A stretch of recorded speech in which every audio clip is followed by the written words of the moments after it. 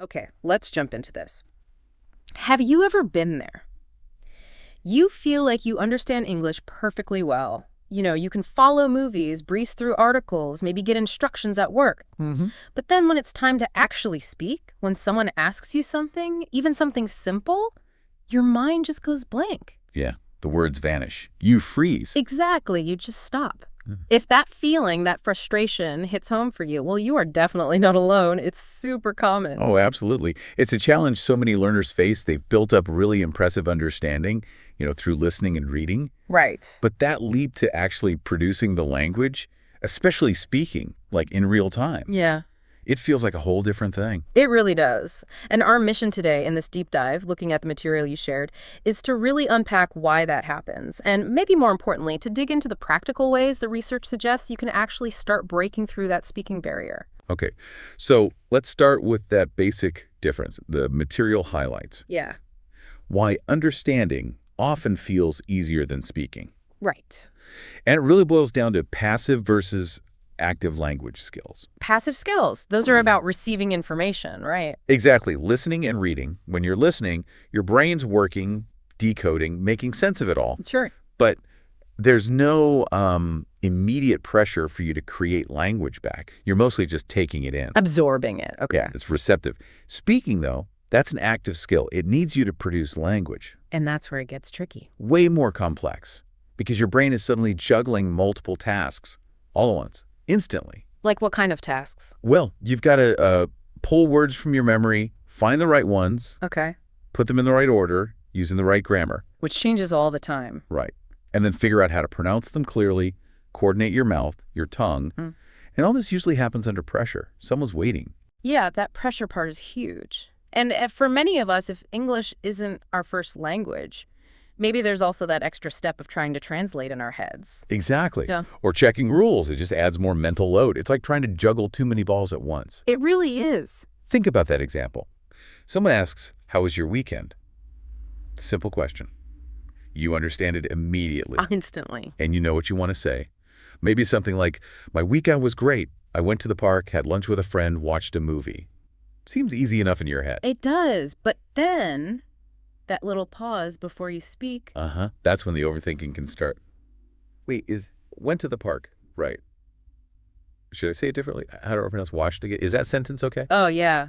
That internal editor working overtime. And all that analysis, even though you're trying to be accurate, it just slams the brakes on actually speaking. Slows everything right down. Kills the flow completely. Totally. Now, compare that to speaking your native language. Do you think about grammar rules or pronunciation before words come out? Never. It Yeah. just happens. It But feels automatic, reflexive. Exactly. Automatic. And that automaticity, that kind of ease, that's really the goal for speaking English. Makes sense. And the material really stresses that getting there isn't just about learning more words. That's a common idea. But The old, I just need more vocabulary trap. yeah, So the research suggests something else is just as important, maybe even more. absolutely. Confidence. Plain and Without simple. confidence. If you don't feel confident in your ability to speak, it doesn't matter how many words you know. You'll be too hesitant, too afraid to actually use them. They stay locked up. Right. And the material had a really interesting point about this from a study it mentioned. Yeah, that was fascinating. It found that students who sounded more confident when they spoke, even if they made grammar mistakes, they actually had much more successful conversations than students who had perfect grammar, but sounded really hesitant and unsure all the time. Wow. So confidence actually led to better communication, even with errors. It seems so. Because communication is about connection, right? Not just perfect sentences. And the study found, get this, 78% of people prefer talking to someone who was confident but made mistakes 78%. over someone who is technically perfect but really hesitant. That's huge. It really changes how you think about it. It's not just what you say, but the confidence behind it. Exactly. It's about projecting that willingness to communicate. So, okay, if confidence is that crucial, how do we actually build it and build the speaking skill itself? Well, the material makes a good point. It's like any skill. Learning guitar, going to the gym, It's practice. consistent practice. Over time. Short, regular bursts are way better than trying to cram it all in once in a while. Okay, consistency. Yeah. So what are some practical ways the sources suggest you can practice, maybe without that immediate conversation pressure? One really good one, surprisingly simple, is just talking to yourself. Talking to myself, like out loud. Won't that feel a bit strange? It might feel a little odd at first, but think about it. It's the ultimate low-stakes practice. No one's listening. No one's judging. Okay. So what would I talk about? Simple, everyday stuff. Yeah. Narrate what you're doing. If you're making coffee, okay, I'm getting the mug, now I'm pouring the water, or getting dressed. I think I'll wear the blue shirt today. It looks cold outside. Ha. Okay, I can see that. It forces you to actually form sentences in English in real time. Exactly. You're practicing retrieving words, structuring thoughts, just like in conversation, but without the pressure. Builds the muscle memory, sort of. What else? Another technique the material mentions is called shadowing. Shadowing. Yeah. You listen to a native English speaker, maybe from a video, a show, an audiobook. You listen to a short chunk, maybe a few seconds. Okay. Then you pause it, and you immediately repeat exactly what they said. Try to copy everything, the pronunciation, the rhythm, the ups and downs of their voice, the intonation. So you're like their echo, their spoken shadow. Pretty much. The goal isn't necessarily deep understanding of the content right then. It's more about getting your mouth and brain used to the sounds and the flow of natural English speech. Ah, I see. It trains the physical act of speaking too, makes it feel more natural. Exactly. Boosts fluency, boosts comfort, and that builds confidence. And doing this consistently actually makes a difference. It really does. The material cited a Cambridge University study. It found learners who did just 10 minutes of speaking practice a day. Just 10 minutes. Yep, 10 minutes a day for 3 months improved their speaking skills by an average of 45%. Wow, 45%. That's significant from just 10 minutes. It's incredibly encouraging. It shows you don't need hours and hours. Small, focused, daily effort adds up fast. Okay, that's good news. Now, as people start trying these things, are there any common mistakes or pitfalls the sources warn about? Yes, definitely. One of the biggest traps is focusing too much on perfect grammar when you're actually trying to speak. But grammar's important, right? It is important for understanding and for clear communication, absolutely. But during a conversation, trying to constantly monitor every single grammar rule can just paralyze you. Freezes you up again. Right. The main goal in conversation should be communication, getting your message across. Flow is often more important than perfect accuracy, especially at first. So it's okay to make mistakes. It's more than okay. It's necessary. It's part of learning. Think about it. Native speakers make little mistakes all the time. That's true. So don't let the fear of saying the wrong verb tense or mixing up in and on stop you from actually speaking. Aim for connection and clarity first. That's a huge relief for many people, I bet. And I guess the other big mistake is tied to that fear. Exactly. It's avoiding speaking altogether because you're afraid of mistakes. Which seems logical, but... It's completely counterproductive. You simply cannot get better at speaking if you don't. Well, speak. It's like that analogy about learning to ride a bike, right? Perfect analogy. You can read books about balance, watch videos of people cycling. But you won't learn until you get on the bike. Exactly. And you'll probably wobble. Yeah. You might even fall off a few times. It feels awkward. Definitely. But if you get scared and never get back on, you'll never learn to ride smoothly. Speaking English is the same. You have to practice, stumble a bit, and keep going. That makes total sense. Let's maybe illustrate this with that real-life example from the material, The Story of Alex. Right, Alex.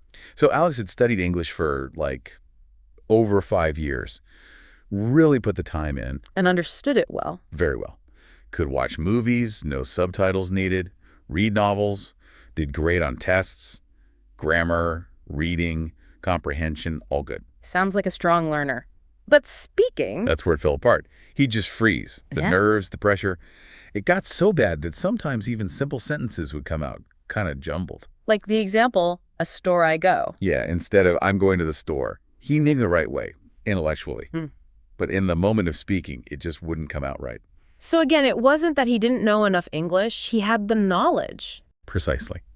The core issue wasn't lack of vocabulary or grammar knowledge.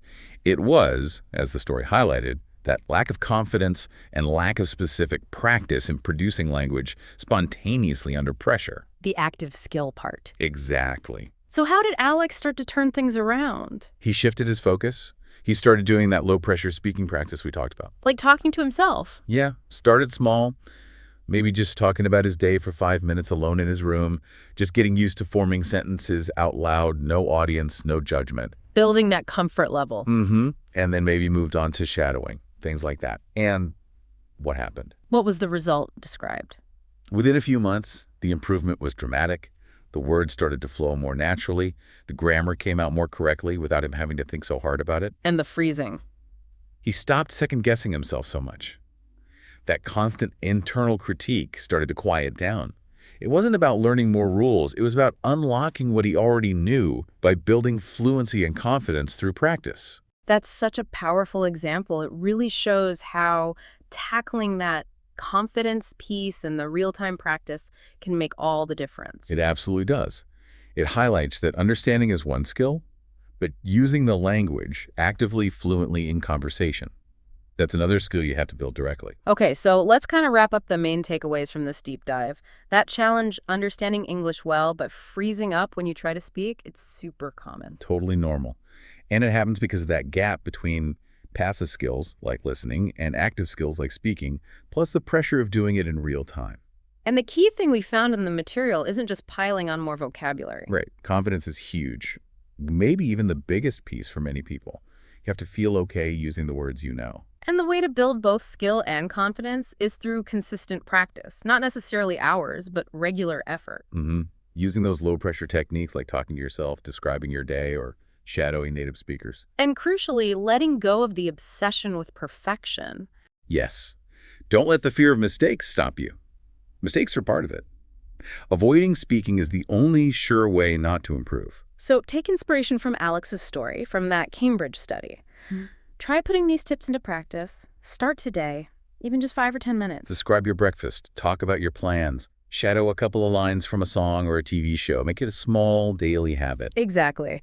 And maybe here's a final thought to leave you with, building on that idea of small, consistent effort. Okay. If just 10 minutes of focused practice a day can create such a significant change in something as complex what other areas of your life could be transformed by that same principle, that small, consistent, focused effort? That's definitely something to think about.